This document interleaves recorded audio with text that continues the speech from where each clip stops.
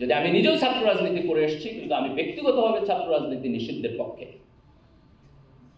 বিশ্ববিদ্যালয় ক্যাম্পাসে ছাত্র রাজনীতির যে ফর্ম আমাদের দেশে আছে, এই ছাত্র রাজনীতি আমাদের কোনো উপকার করে না।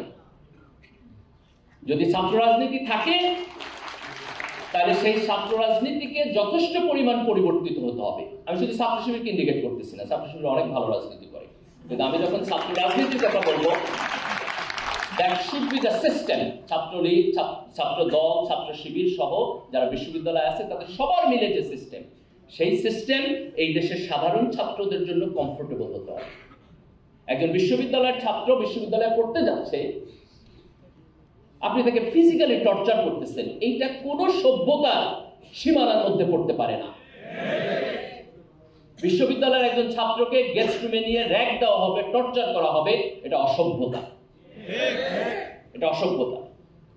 বিশ্ববিদ্যালয়ে যে ছাত্র ভর্তি পরীক্ষা দিয়ে তার যোগ্যতার প্রমাণ দিয়ে বিশ্ববিদ্যালয়ে আসছে, হলের একটা সিটের জন্য তাকে ছাত্র নেতার পিছন পিছন ঘুরতে হবে, এটা কোনো নিয়ম হইতে পারে না। সাদিকের পিছনে ঘোরার প্রয়োজন নেই। আমরা ছাত্র শিবিরকে এই পর্যায়ে কখনোই দেখতে চাই না। আমরা বাংলাদেশের কোন ছাত্র সংগঠনকে এই পর্যায়ে দেখতে চাই না।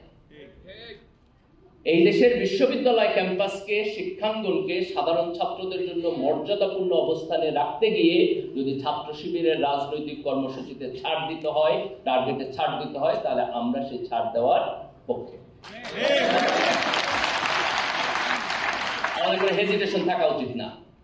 বিশ্ববিদ্যালয় ক্যাম্পাস দখলদারিত্ব কইরা নিজের বীরত্ব দেখানোর জায়গা না।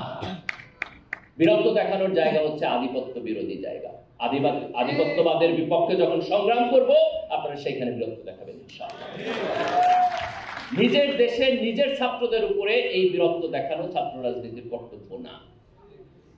তাহলে জুলাইয়ের অভ্যুত্থানের মধ্য দিয়ে আজকে বিশ্ববিদ্যালয় ক্যাম্পাসে আমরা একটা অসাধারণ পরিবেশ দেখেছি। কোনো ছাত্র নির্যাতন নিপীড়নের শিকার না, নিষ্পেষণের শিকার না। আমরা এমন কোন গণতান্ত্রিক প্রক্রিয়া দেখতে চাই না যার মধ্য দিয়ে ছাত্রলীগের ফ্যাসিবাদী রাজনীতির আবার রিকনস্ট্রাকশন হবে। ছাত্র রাজনীতির পরিবর্তনের পাশাপাশি আমাদের আগামী দিনে আমাদের শিক্ষা ব্যবস্থার পরিবর্তন প্রয়োজন।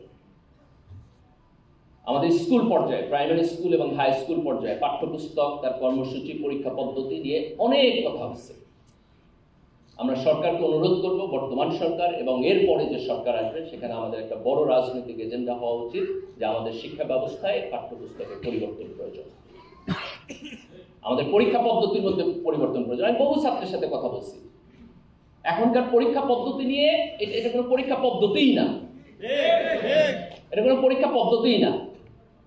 সৃজনশীল প্রশ্ন একাডেমিকলি ঠিক আছে, কিন্তু আপনি যদি তাকে প্রপারলি বাস্তবায়ন না করেন তাহলে এটা কোনো কাজের জিনিস না। যেমন ধরেন আপনি একাডেমিকলি লিখলেন সেকুলারিজম মানে হলো অসাম্প্রদায়িকতা, যে কোনো ধর্মের মানুষ আরেকজনের ধর্মকে হচ্ছে আপনার অফেন্ড করবে না, সেটা তো ঠিকই আছে, কিন্তু আপনি প্র্যাকটিক্যালি যেটা করেন সেটা হলো ইসলামোফোবিয়া। তাহলে আপনি যখন নাম দিচ্ছেন সৃজনশীল, টেক্সট বুক ডেফিনেশন ঠিক আছে, কিন্তু প্র্যাকটিক্যাল জায়গায় এটা না আগেরটাও হইতেছে না পরেরটাও হইতেছে। কাজে আমাদের পাঠ্যপুস্তক এবং পরীক্ষা পদ্ধতির এই পরিবর্তন প্রয়োজন। শিক্ষায় সরকারের বরাদ্দ বাড়াইতে হবে। এখন আমরা জিডিপির 2 থেকে 3% আমাদের শিক্ষায় দেওয়া হয়, কিন্তু আমরা যদি সত্যিকার অর্থে একটি উন্নত দেশের দিকে আগাইতে চাই তাহলে আমাদের জিডিপির বরাদ্দ 5% করা উচিত। আমি ছাত্র রাজনীতির বিপক্ষে, কিন্তু ছাত্রদের রাজনৈতিক যে অ্যাক্টিভিটিস তার বিপক্ষে না, কিন্তু ছাত্রদের রাজনীতি হওয়া উচিত তার দলীয় এবং ব্যক্তিগত স্বার্থ না, তার জাতীয় স্বার্থ। ছাত্রদের রাজনীতির প্রধানতম এজেন্ডা হওয়া উচিত যে শিক্ষায় বরাদ্দ 5% হইতে হবে।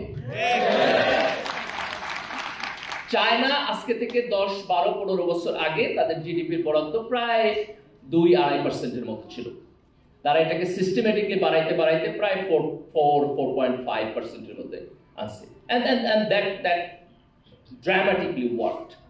যে আমরা যদি আজকে যে জায়গায় দাঁড়িয়ে আছি সেখান থেকে আমরা সামনের দিকে যাইতে চাই, তাহলে আমাদের একটা প্রধান কর্তব্য হওয়া উচিত যে আমাদের এডুকেশন সিস্টেমে সরকারের বরাদ্দ বাড়াতে হবে এবং এই দেশের ছাত্র সমাজের একটা প্রধানতম রাজনৈতিক কর্মসূচি হওয়া উচিত যে শিক্ষায় জিডিপির বরাদ্দ বাড়ানো।